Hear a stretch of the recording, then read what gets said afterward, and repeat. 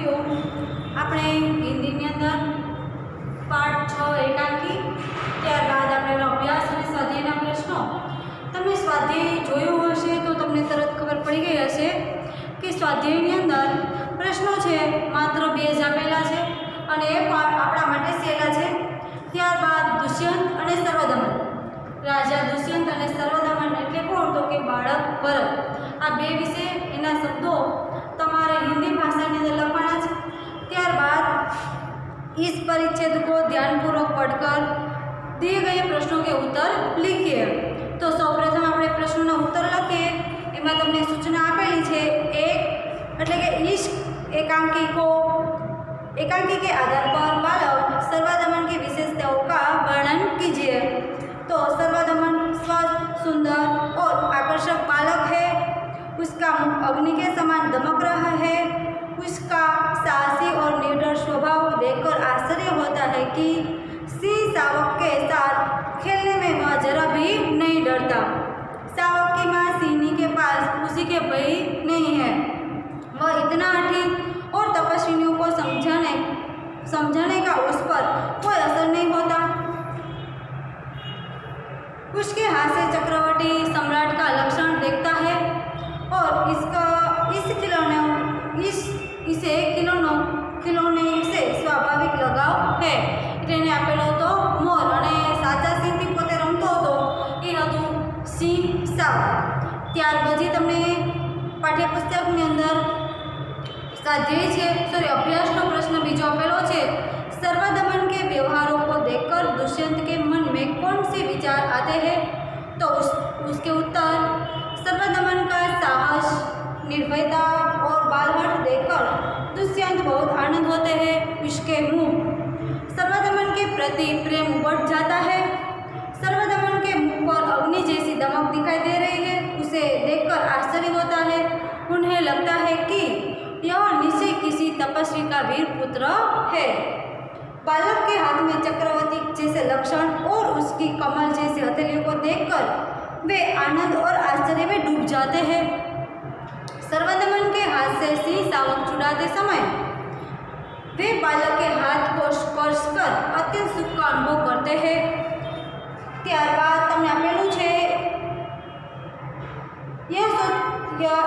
इस प्रकार सर्वदमन के व्यवहारों को देखकर दुष्यंत के मन में तरह तरह के विचार आते हैं. હવે તમને આપેલા છે સર્વદમન અને રાજા દુષ્યંત એ પાત્ર છે. એની અંદર તમારે પોતાના શબ્દોની અંદર તમને નેટ ઉપરથી પણ મળી શકે છે અને પાઠ્યપુસ્તકની અંદરથી તમને જે 2-3 લાઈન આવડે એ પણ તમે તમારા શબ્દોની અંદર લખી શકો. ત્યારબાદ તમને આપેલું છે इस परिचित को ध्यानपूर्वक देखकर दिए गए प्रश्नों के उत्तर लिखिए. तो તમારી પાસે પાઠ્યપુસ્તક હાથમાં હોય તો હું તમને એ કહું છું કે પહેલો પ્રશ્ન પણ આપેલો છે. एक अच्छा जंगल क्या कहलाता है? तो આગળ તમને પ્રશ્ન નંબર આપેલો છે. પહેલી લાઈનમાં એમાં જવાબ આપેલો છે જૈવિક ભંડાર ઘર. તો આપણે હું તમને અહીં સીધો જવાબ લખી દઉં છું. પહેલી લાઈનમાં जैविक भंडार घर. आवा तमने शब्दों देखाय छे. तमे पहली लाइनमां एनो जवाब बने छे कि एक अच्छा जंगल जैविक भंडार घर होता है अथवा तो कहलाता है. त्यारबाद नंबर आपनो छे 2. इस जंगल को ज्यादा छाटने या खत्म करने से क्या नुकसान होता है? તમને બીજી લાઈનની અંદર આપેલું છે. બીજી લાઈનની અંદર એનો જવાબ આપેલો છે अगर हम जंगल को एक सीमा से भी ज़्यादा छाटते हैं या खत्म करते तो वे चीज़ नष्ट हो जाती है. अगर हम ત્યાંથી કાઉસ ચાલુ કરો અને તમને નષ્ટ हो जाती है ત્યાં આગળ કાઉસ પૂરો. નંબર તમને આપેલા છે 3. इस परिचित को उचित शीर्षक दीजिए. आ परिचित तमने आपेलो छे એટલે કે પેરેગ્રાફ આપેલો છે. આ પેરેગ્રાફની અંદર તમારે એને નામ આપવાનું છે. એ નામ આપણે શું આપી શકીએ? તો હું તમને લખી દઉં છું જંગલ की सुरक्षा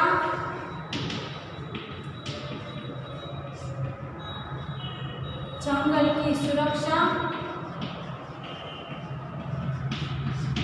हमारा कर्तव्य, हमारा कर्तव्य। ત્યારબાદ પર્યાયવાચી શબ્દ તમે લખજો, તમારી પાસે પેન્સિલ હાથમાં હોય તો તમે લખી શકો છો। જંગલ, તો જંગલ તો ગુજરાતીમાં પણ આપણે વન કહીએ છીએ, તો આની અંદર પણ શબ્દ આવે છે જંગલ, તો વન થાય, જંગલ તો વન, ઘર તો ગૃહ, ત્યારબાદ બહુત, બહુત શબ્દનો અર્થ થાય છે અધિક, વધારે। ત્યારબાદ इस परिचित के आधारित दो सवाल बनाइए, तो આપણે એવું બનાવી શકીએ। પહેલો પ્રશ્ન હું તમને બોલું, તમે તમારી બુકની અંદર લખો બાજુમાં, જંગलों की सुरक्षा क्यों आवश्यक है? जंगलों की सुरक्षा क्यों आवश्यक है? जंगलों की सुरक्षा क्यों आवश्यक है? आप 5वां नंबरનો પ્રશ્ન છે એનો આપણે જવાબ લખીએ છીએ। બીજો પ્રશ્ન આપણે બનાવી લઈએ કે જંગલો हमारे लिए क्यों महत्वपूर्ण क्यों है? जंगल हमारे लिए महत्वपूर्ण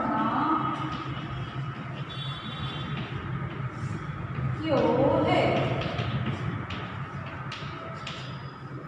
सर प्रश्न चिन्ह આવશે। सोच अपनी सोच એટલે વિચાર, વિચાર તમે તમારા રજૂ કરવાના છે।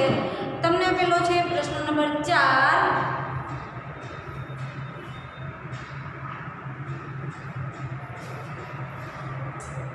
आपको कौन सा टीवी प्रोग्राम अच्छा लगता है, क्यों? इस 10-15 वाक्यों में वर्णन कीजिए। आ तो તમારે લખવાનું છે એટલે તમે લખજો। कक्षा में पढ़ाई कर रहे हो और धरतीकंप आए तो आप क्या करेंगे? आ તમારે સમાજની અંદર કદાચ તમે આગળ ધોરણ 6 ની અંદર શીખી ગયા હોય તો તમારે સમાજ વિજ્ઞાનની અંદર પાઠ આવતો આપત્તિ વ્યવસ્થાપન, આપત્તિ વ્યવસ્થાપન, જેની અંદર તમને ખબર પડી જાય કે જ્યારે ધરતીકંપ છે, વાવાઝોડું છે, પૂર છે, બરાબર છે, આ પાઠની અંદર તમારે આવેલું હોય તો ત્યારે તમે જવાબની અંદર લખેલું હશે એટલે તમને જવાબ છે હિન્દીની અંદર આવડી જશે। પછી प्रश्नों के उत्तर लिखिए। ऋषियों ने बालक का नाम सर्वदमन क्यों रखा है? तो बालक वन के पशुओं को बच्चों के समान निडर होकर खेलता था। बालक वन के पशुओं के बच्चों के साथ निडर होकर खेलता था। उसके इसी साहस और निर्भय स्वभाव के कारण ऋषियों ने उसका नाम सर्वदमन रखा था। આપણે અત્યારે સ્વાધ્યાય કરીએ છીએ।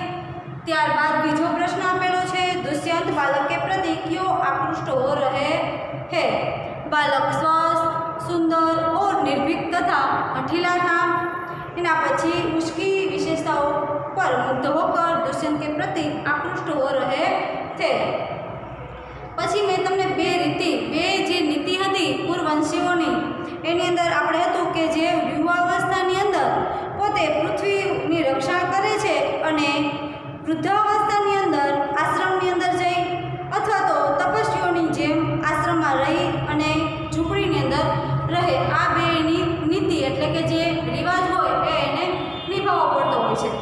હવે અહીંયા આગળ चित्रों का अवलोकन करके अपने शब्दों में कहानी लिखिए।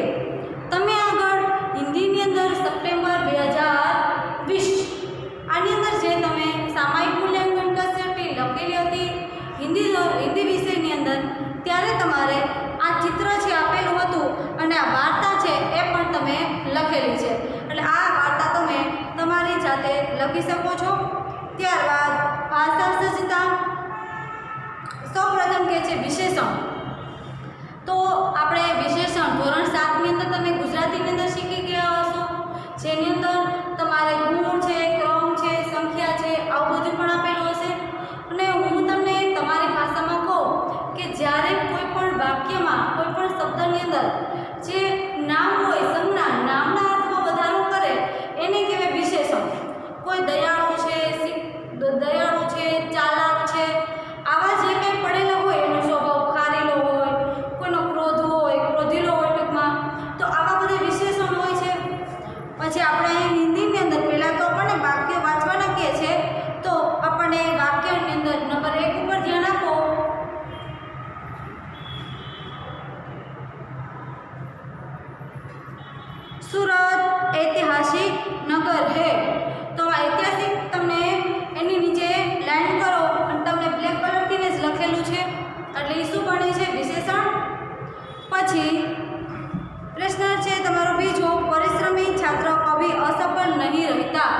શું કીધું? પરિશ્રમી એટલે મહેનતું. તો મહેનતી શું છે? તો કે વિશેષણ.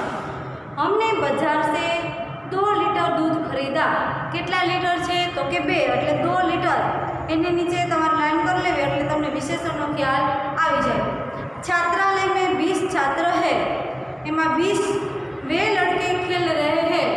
તો આમાં वे ની નીચે લાઈન કરવાની. આ શું છે?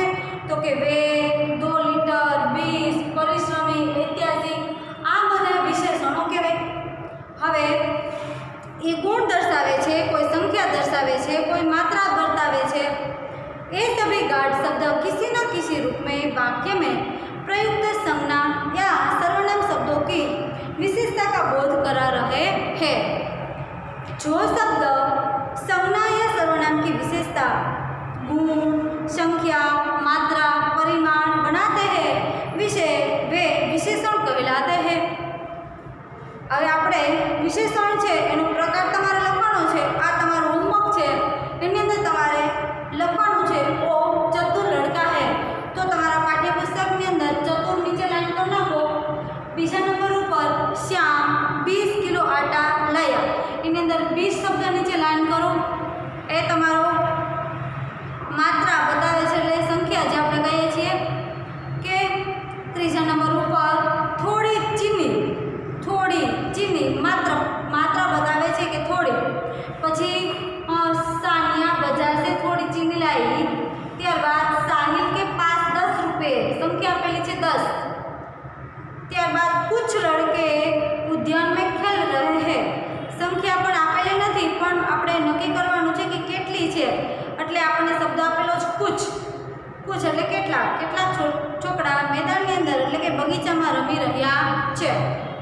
સામેના પેજ ઉપર તમારા પાઠ્યપુસ્તકની અંદર પાના નંબર 43 જેની અંદર તમને આપેલું છે सानिया अच्छी लड़की है. એની અંદર अच्छी નીચે લાઈન. सानिया कोमल से अच्छी लड़की है.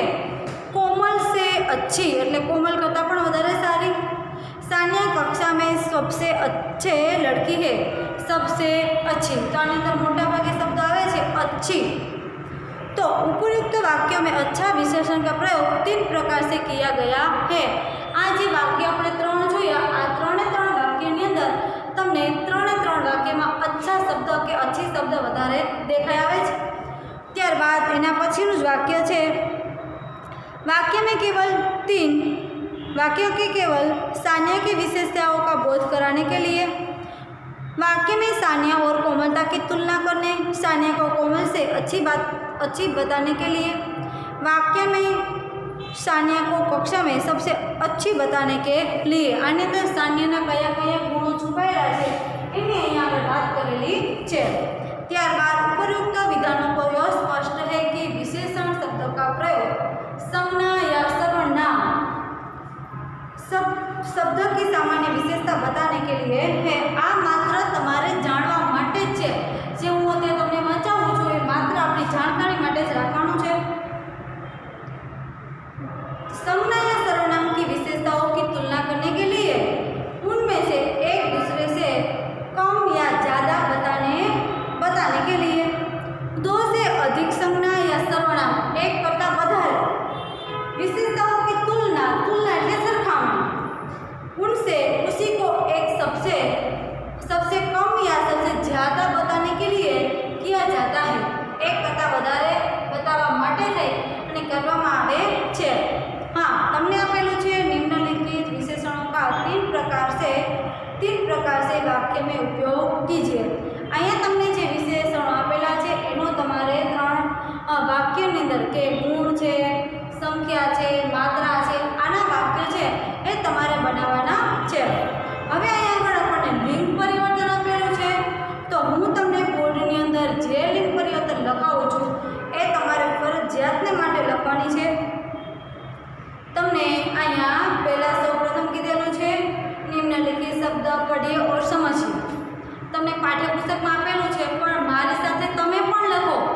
તમારી નોટબુકની અંદર તમે પણ લખો જેથી કરીને જ્યારે તમને તમારા પેપરની અંદર કોઈ પણ લિંગ પરિવર્તન છે, વચન પરિવર્તન છે એ પૂછાય ત્યારે તમારી એક વખત હાથેથી લખાઈને પસાર થઈ ગયેલું હશે તો તરત તમે લખી શકશો. જો લખાયેલું નથી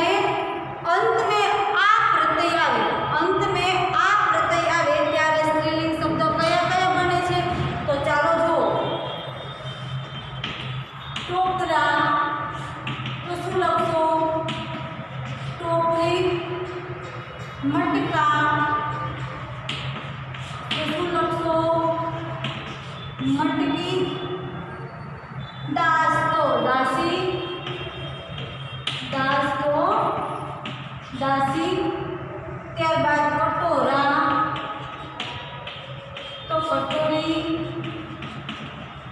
આવી રીતે તમારે લખવું। ત્યારબાદ આગળ તમારા પાના નંબર 44 પાઠ્યપુસ્તક તમારા પાના નંબર 44 કાઢો।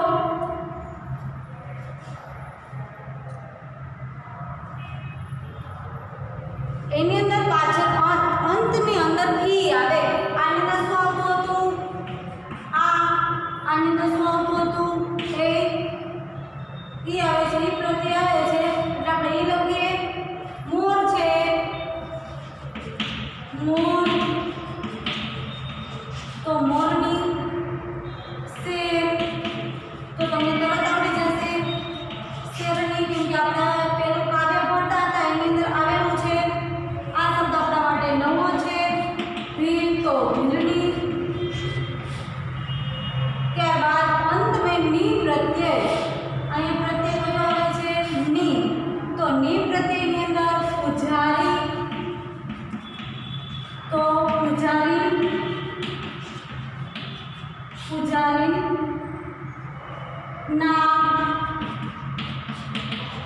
નાગિન, ત્યારબાદ સુનાર, સુનારી।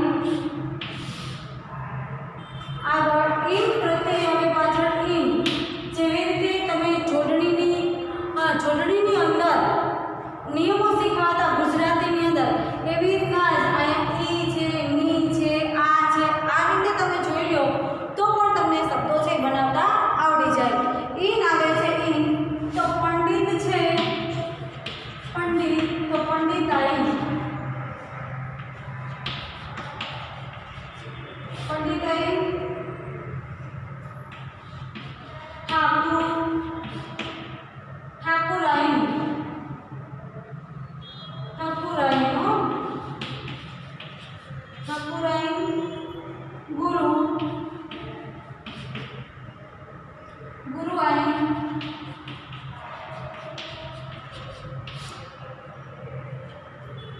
આગળ તમને આપેલું છે આઈન પ્રત્યય। જ્યારે આ ઈન પ્રત્યય આવે ત્યારે આપણે કયા શબ્દો આવે છે એને જો અહીં શબ્દ લખી દઉં છું। આઈન, ડિબ્બિયા, પેલા ડિબ્બા છે તો ડિબ્બિયા। ત્યારબાદ બુઢા,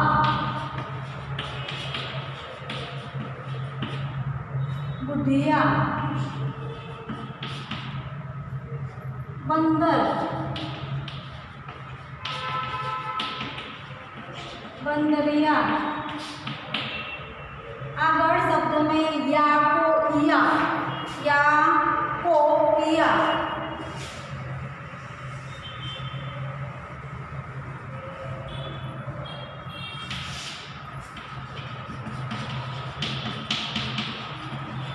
આ પ્રત્યય આવે ત્યારે શબ્દો કયા છે તો કે નાયક, તો નાયિકા। ત્યારબાદ લેખક, લેખક તો લેખિકા।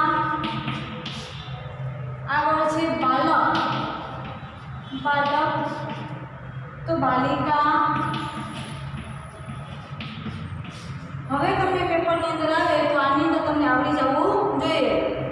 હવે તમને આપેલું છે इन उदाहरणों के आधार पर निम्नलिखित शब्दों का लिंग परिवर्तन कीजिए। અહીંયા આગળ આપણને માત્ર ત્રણ જ આપેલા છે લિંગ પરિવર્તન, તો આ ત્રણે ત્રણને આપણે લખીએ। હિરણ, પહેલો શબ્દ આપણને આપેલો છે હિરણ, તો શું થશે? હિરણી।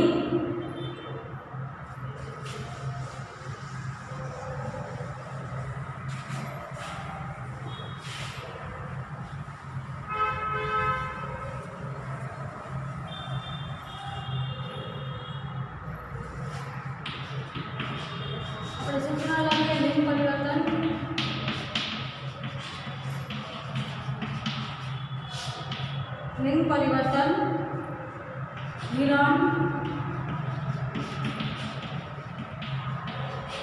हिरणी, शिक्षक, तो શું થશે? શિક્ષિકા। પછી પંડિત, તો શું થતું હતું? પંડિતાઈન ને પંડિતાઈન. અહીંયા આગળ તમારે આવી રીતના લિંગ પરિવર્તન છે કરવાનું રહેશે.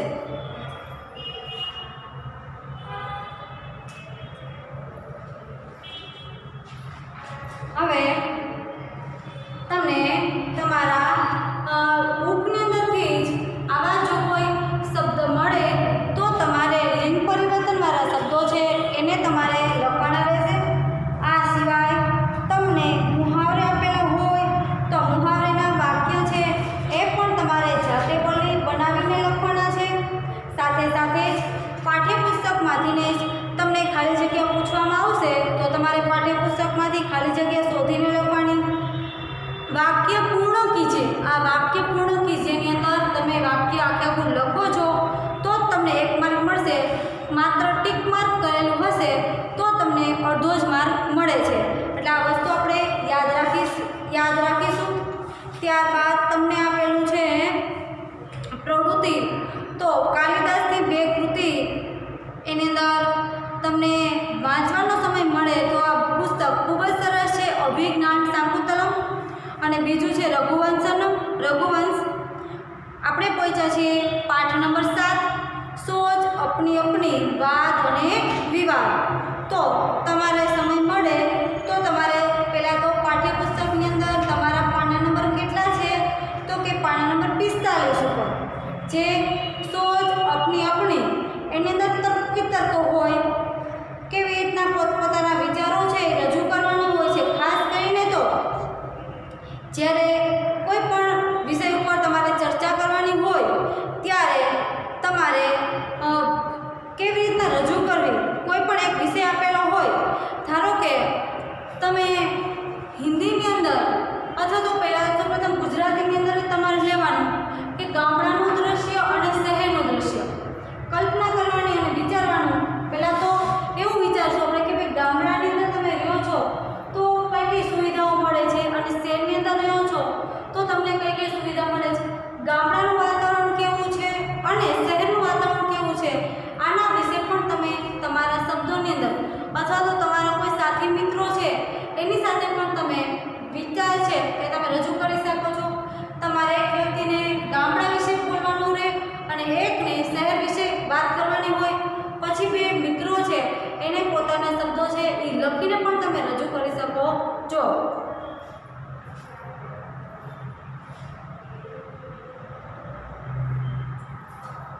હવે આપણે